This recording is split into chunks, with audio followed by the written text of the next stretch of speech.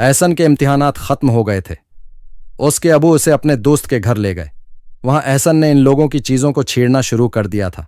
Mahmood uncle, ये घर तो बहुत खूबसूरत है, ये आपने कहां से लिया है? बेटा, जब मैं इटली गया था तब मैं वहां से ये लेकर आया था। महमूद साहब ने एहसन की बात का जवाब देते हुए कहा।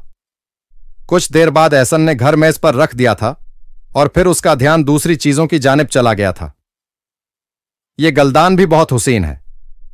एहसन ने शीशे का घर मेज पर रखने के बाद गलदान उठा लिया था। एहसन बेटा, चीजों को यूं उठाते नहीं हैं, ये खेलने की चीज नहीं है, टूट जाएगा। एहसन के अबू फारिस साहब ने उसे समझाने की कोशिश की थी। उसके अबू को बहुत अफसोस हुआ कि उनके बेटे ने उनकी बात नहीं मानी। जब वो दोनों घर वापस आ गए तब एहसन ने महसूस किया कि अबू इससे ज्यादा बात नहीं कर रहे हैं। बाबा जान, क्या आप नाराज हैं? एहसन ने परेशानी का इजहार करते हुए कहा। बेटा, जब किसी के घर जाते हैं तो इन लोगों की चीजों को उठाकर देखना अच्छी बात नहीं होती है। सब यही कहेंगे कि एहसन अच्छा बच्चा नहीं है, बहुत शरारती है। आपको मैंने ऐसा करने से मना भी किया, लेकिन आपने मेरा कहना नहीं माना। मुझे इस बात का बेहद अफसोस हुआ है। बाबा जान, आप ठीक कह रहे हैं। इस बारे में तो मैंने सोचा ही नहीं था।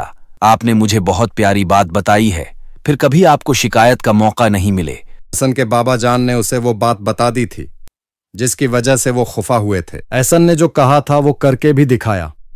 उसके बाद वो जब भी अपने बाबा जान के साथ किसी के घर जाता तो दूसरों की चीजों को बस दूर से ही देख लेता था।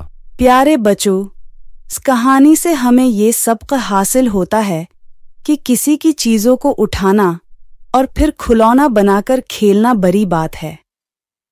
चीजें गिरकर टूट सकती हैं और उस तरह दूसरों का नुकसान भी हो सकता है।